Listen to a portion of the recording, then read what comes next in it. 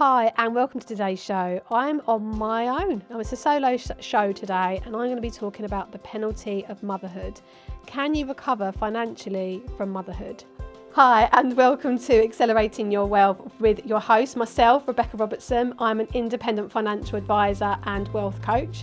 I'm the director of Evolution Financial Planning, who is also our sponsor for today's show. If you're somebody that is not sure what to do with their finances, maybe you're working and you're not sure what to do with the bonuses you've got at work, or maybe you started a business and you've got profits and you're not sure what you should be doing to enable you to A, pay yourself more, or B, potentially retire earlier. Maybe you're somebody that's thinking about, do I overpay on the mortgage? You've received some inheritance. You've got lots of questions around your finances and what to do next. Then check out Evolution Financial Planning, who are regulated independent financial advisors and financial planners that can help you make some of those big decisions in life. Now, I'm sitting here today. I have two children. One's going to be turning 18 very soon, and one is 10 this year. And I would say you can.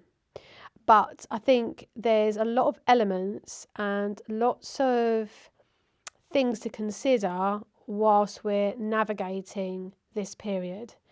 And I think it really does depend on your support network, the influences you have around you, and the opportunities that either you allow present themselves or you're lucky to have because of your circumstances. So we're going to be talking a little bit, just first of all, about the gap. So the gaps that were currently in place for women in general, which is an interesting subject. But so then when you add in motherhood into it, it sort of is a bit of a catalyst for all of it.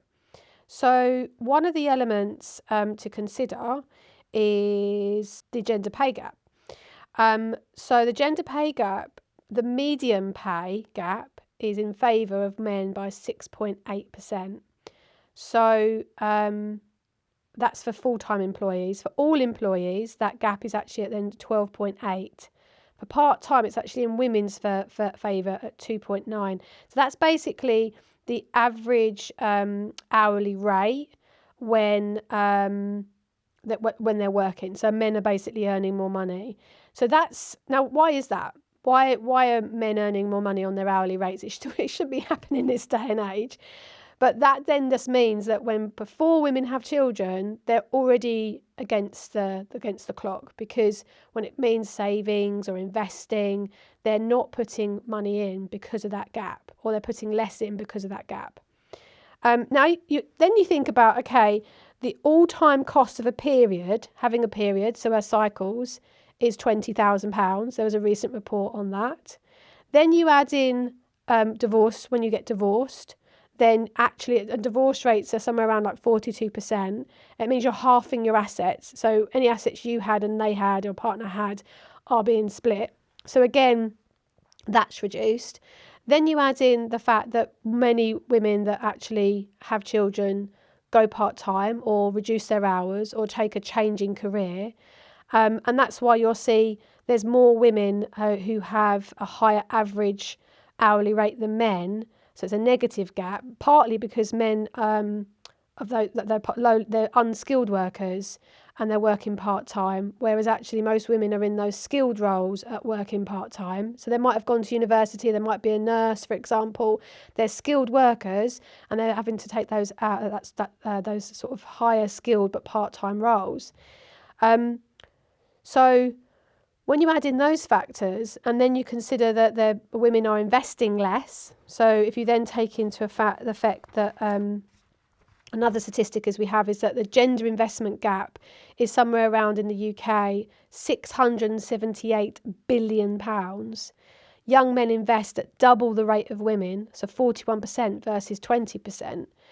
It makes you realise, like, can you ever recover from this? You know, you're taking gaps in your employment, gaps in your pensions, gaps in your savings. Can you ever recover? And then if you manage to get through that, you might then get divorced and your assets are stripped again. And then you might be going through menopause, in which case a high percentage of women leave the workforce whilst in menopause, which we've done separate shows on and shown the statistics on that. So can motherhood be Are less women having children? Yes. Are less people getting married? Yes. And I think women in particular are having children later so they can establish themselves more in their careers before then taking that step back, because they understand financially what a detriment that can be. And in some respects, that's a shame. It's a shame for society that we're at that point where we're having to consider if we can even afford to have children, but also for those mothers that maybe are having to wait so much longer, and their possible chances of having children are potentially reduced unless they have the finances to freeze their eggs or potentially have IVF. So there's quite a lot to take into account with this. I think one of the fundamental basics for me when I'm talking to any women that I speak to that are maybe about to get married or considering having children is I'm really, really strong on the point of have the conversation about your finances, not just when you're married or when you buy your first house, but what it'd be like when you have children, especially somebody that you're marrying and you've had the conversation that you want children. You've both said that that's on the cards. And if one of you changed your mind, that might change things in the relationship. And equally, if that person might say, yes, I'll have children, but I don't want to go part-time, or I don't want to be at home all the time, or I don't want to give up my career, that can be a changing factor to the relationship, right? So these conversations, we might not quite know what we want or quite know what the answers are, but it's definitely something that needs to be discussed so that those what-if scenarios are conceptually understood where things could go. And I've said this quite a few times before, but what it leads back into is who is paying for what. A lot of divorces and marital issues do seep into money and money issues. There's a lot of resentment that then ends up happening. Who is paying for what is a big, what are you spending that money on? Why are you doing that? He went to golf again at the weekend and the kids need new school shoes, and all of that down to, well, I'm paying the mortgage. It's my rules, my house, kind of old school concepts, right? So it's understanding about, okay, what do we want that to look like going forward? So if you're somebody that's maybe earned less, but your partner has earned more, okay, well then if you're not going to go back to work because childcare is too expensive, how does that work with your relationship? I know that when that happened to me, I was made redundant. My husband sent me an amount each month. I didn't have to go to him saying, can I have your bank card, or can you send me some money, please? I had an amount go into my bank account. He never asked me what I spent it on, what happened with it. We agreed an amount, and that's how it worked. And then actually when I did start my business and I was earning a little bit of money, it was only until quite a way in I said, you don't need to give me that money anymore. But we were open about what we were spending our money on, only because we had an open conversations about it. No one was hiding anything, but there was no questioning in the sense of what you're doing with that money. But because I got made redundant when I was pregnant, it all happened really, really quickly. We were two main breadwinners, both of us in a house competing against each other in that kind of context. And actually, but I did it was very important to me to stay at home because my upbringing myself, my mum, much as love you mum, wasn't around. I was brought up by my dad and my grandparents. For me, being a mum was really important to do things a certain way and be at home with my kids. I did use nannies, I did use childminders, but I didn't want to be working in London from early crack of dawn in the morning till late at night. I wanted there to be some flexibility. So it meant my husband could go on for quite a period of time, accelerate his career so that he is and still does earn more than me in a very, very well-paid corporate job. And I've worked around the children, but I've had the opportunity with my business to continue paying into my pension. I did have a gap. I wish I knew what I knew now, because we're talking my oldest is 18, so I wish I knew what I knew now. And actually I just kept thinking, I can't afford to put into my pension. And so my advice is to just put that small amount in. If it's £50 a month, agree an amount between you if you're not working to top that up. Or if you are working and it's actually not very much, try and top up where you can. Imagine if I was working, how much would I be putting into my pension?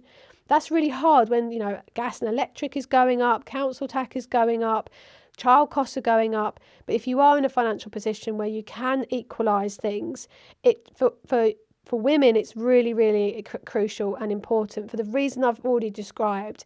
Because if you've got a pension gap on top of everything else, it's a real issue for later down the line.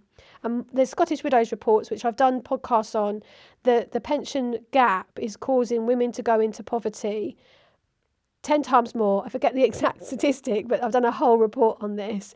And what it then means, if you're then divorced or women of ethnic background, then that even more so. Did you know I wrote a book? It's called Accelerating Your Wealth. Funny enough, the same as the show, Accelerating Your Wealth podcast show. But this is 10 ways to accelerate your wealth. It was designed to really help people with their finances in a simple way.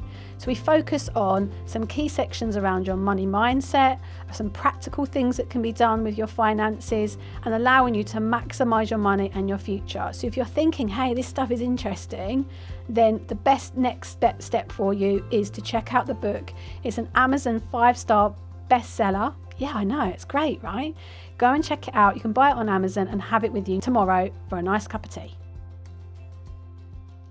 So having these conversations right at the beginning around your finances means that you can top up that difference, and it means that penalty that we're having, we're able to make that much difference. So what can you do before? So as women, we need to bolster our finances before we're having children so that that gap is not having such an impact. So I have a lot of clients that come to me that, they've maybe got a really great career, they've got shares, they've got bonuses through work. And it means that then if they're investing that correctly, and there are part of the minority that's not, of women that aren't investing that much, they're actually making a big difference and investing. For that later future. And so it means if they have a gap, it's not had as big of impact. But this sort of continues over into business, because I saw a post this morning from a lady called Kasha Kumar, and she said that women own 1/3 of global businesses, but only female-only founders, startups, only get 2% of venture capital funding. So this is something that's sort of ingrained into what risk we take, but also into society about how people view women when it comes to not only investing our own money, but people investing in us.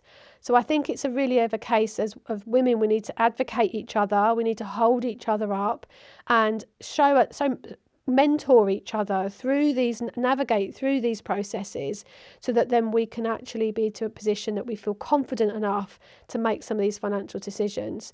Procrastinating, not making decisions, not looking at internally as to why we're not making these decisions is really not going to help anybody. So there are some tax benefits when having children. You do child tax benefit, and if your earnings are below 100,000, when your child is 9 months old, they can go into nursery and you can have subsidised childcare. So I am starting to see a lot more women go back into work, but that's also down to the fact that full time or 4 days a week, but that's also down to the fact that most households are now requiring 2 incomes.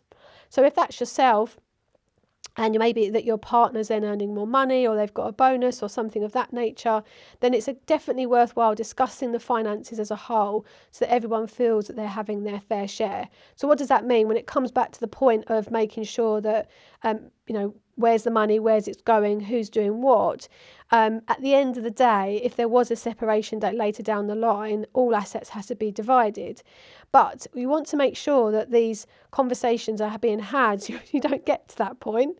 But it means that you feel more comfortable about where the money is and what's happened to it. So if something was to happen to one or other of you, you're able to support and help each other.